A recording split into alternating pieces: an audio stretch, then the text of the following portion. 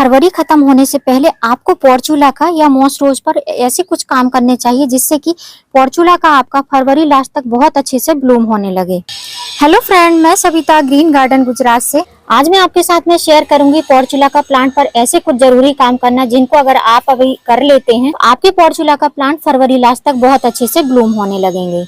ये जो मेरे प्लांट है ये पिछले साल के प्लांट है, मतलब कि ये लगभग 3 साल पुराने प्लांट है जिनको मैं हर साल रिचार्ज करती रहती हूँ, जिससे कि मेरे प्लांट जो है हर साल ही फ्लावरिंग देते रहते हैं।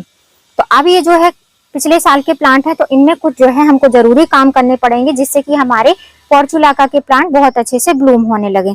सबसे पहला काम जो हमको करना है वो ये है कि इनमें जितने भी बीड्स वगैरह उगे हैं इनको हमको घास फूस को निकाल देना है। इस तरीके से जितने भी घास है इनको हमको निकाल देना है।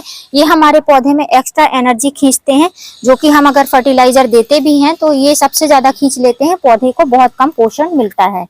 तो इस तरीके से इनके हमको जितने भी घास फूस है इनको निकाल देना है। दूसरा काम जो है, अगर आपके पोर्चुला के प्लांट नीचे की साइड ब्रांचेस बहुत ज्यादा झुकी हुई हैं तो उनको पकड़ के आपको कट कर देना है। मैंने जनवरी में ही कट कर दिए थे, जिससे कि मेरे प्लांट में न्यू ग्रोथ भी आनी चालू हो गई है। तो अगर आपके प्लांट को आपने नहीं कट किया है, आपके यहाँ ज्यादा सर्दी हो रही है, अब जाके धूप आई है, तो आप ये काम अभी अपने गार्डन में कर सकते हैं अपने पोर्चुला के प्लांट पर। तो इस तरीके का आपको दूसरा काम ये करना है। तीसरा काम करना है इनकी रिपोर्टिंग। रिपोर्टिंग करने के लिए आपको इस तरीके से गमले को उल्टा कर देना है और ऐसे टैप टैप करना है। टैप टैप करने के बाद में इनको रूट बॉल सहित आपको निकाल लेना है।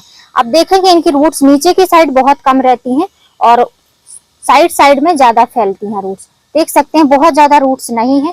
तो ये जो प्लांट रहते हैं इनको बहुत ही ज्यादा डीप गमला नहीं पसंद होता है। अगर आप इनको डीप गमला देंगे तो रूट्स बहुत ज्यादा फैलती नहीं है, उसका मतलब नहीं है। तो आप जितना मतलब कि फैला हुआ जैसे टोपियरी टाइप जो रहते हैं, टोकरी वगैरह, उनका यूज करें इनको रिपोर्टिंग करने में। अब मैं नीचे से इसकी सारी मिट्टी हटा लूंगी, ऑलमोस्ट पूरी ही मिट्टी हटाऊंगी, जिससे कि इसकी रूट्स बहुत अच्छे से विजिबल होने लगे। और जब हम इसको फर्टिलाइजर देंगे, जो फर्टिलाइजर सॉइल मिक्स बनाएंगे, उससे इसकी ग्रोथ बहुत ही तेजी से होने लगेगी। इसी तरीके से दूसरा गमला भी हम निकाल लेंगे। और ज्यादा डीप गमले का आप यूज करेंगे तो इस तरीके से मिट्टी जो है बहुत ज्यादा गीली दिखाई देगी आपको। और बहुत ज्यादा गीली मिट्टी पोर्चुला मॉस रोज के प्लांट को पसंद नहीं होती है। ये बहुत ज्यादा सौगी मिट्टी में नहीं अच्छे से ग्रोथ करते, इनकी रूट्स जो है गलने लगती हैं, सड़ने लगती हैं। तो ये होगा तीसरा काम। इनकी हमने जो है रूट जो है काफी ज्यादा विजिबल कर ली है। इनकी रूट्स हटाने के बाद में ये जो सॉइल आपको दिख रही है इसी में से निकली हुई है, तो अभी इसका हम यूज नहीं करेंगे। इसको एक दिन अच्छे से धूप में सुखाएंगे, उसके बाद में किसी भी प्लांट में हम इसको यूज कर सकते हैं। पोर्चुला के प्लांट को लगाने के लिए मैं इस तरीके की टोकरी का यूज कर रही हूँ, जिनमें मैं जो है कटिंग वगैरह लगाती हूँ। होल को कवर करने के लिए इस तरीके की सिंथेटिक कॉटन का यूज कर रही हूँ। सॉइल मिक्स के लिए ये है गार्डन सॉइल, जिसको मैंने धूप में बहुत अच्छे से सुखा लिया है। ये हमारे गार्डन की ही सॉइल है। उसके बाद में हम इसमें डालेंगे ये जो है, ये है गोबर की खाद। गोबर की खाद में भरपूर मात्रा में नाइट्रोजन रहता है, जो कि हमारे पोर्चुला के जो पुराने प्लांट है उनको न्यू ग्रोथ दिलाने में बहुत हेल्प करेगा।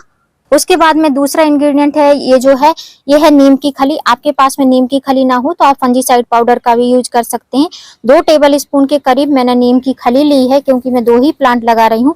नीम की खली से पोषण तो मिलता ही है हमारे पौधों को, उसके अलावा जो है ये हमारे मिट्टी में जो भी कीड़े मकोड़े वगैरह होने के चांस रहते हैं, ज्यादा पानी हो जाने से फंगल लगने का चांस रहता है, वो नहीं होता है और प्लांट हमारा हेल्दी ग्रोथ करता रहता है। इतना करने के बाद में हमको इसको अच्छे से मिक्स कर लेना है। फ्रेंड्स, जब भी आप पोर्चुला या कोई भी सकुलेंट वैरायटी का प्लांट लगाते हैं तो जितनी आपके पास में सैंड होनी चाहिए उतनी ही सॉइल होनी चाहिए। अगर 60% सैंड है तो 40% सॉइल होनी चाहिए, या 50-50 का रेशियो आप रख सकते हैं।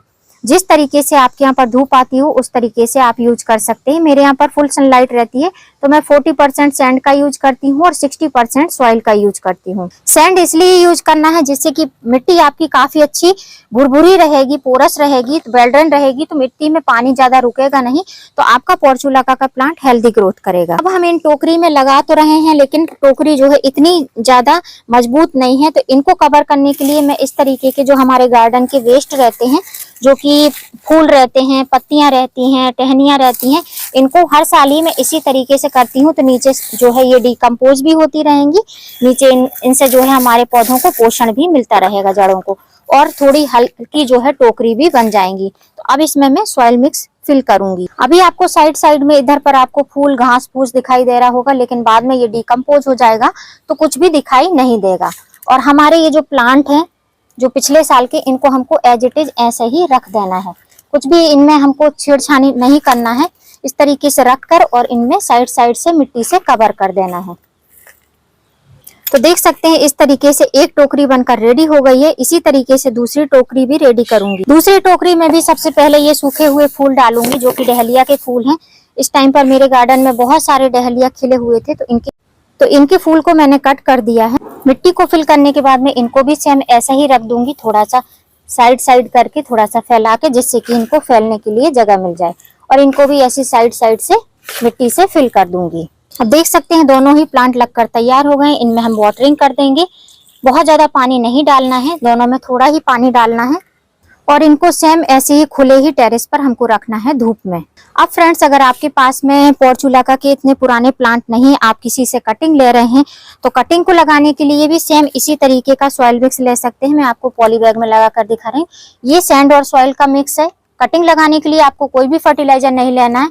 और ये जो है कटिंग है, मेरे गार्डन में ही लगी हुई कटिंग थी। ये कलर मुझे नहीं पता है, मैं इसी तरीके से कटिंग इधर उधर लगा देती हूँ। तो सेम ऐसे ही कटिंग लगाकर आपको मिट्टी में दबा देना है। बहुत ही इजी टू ग्रो होती है। और जैसे जैसे ये ग्रोथ करती जाएगी, आप जितना ही पिंच करेंगे उतना ही घना बनता जाएगा आपका पौधा।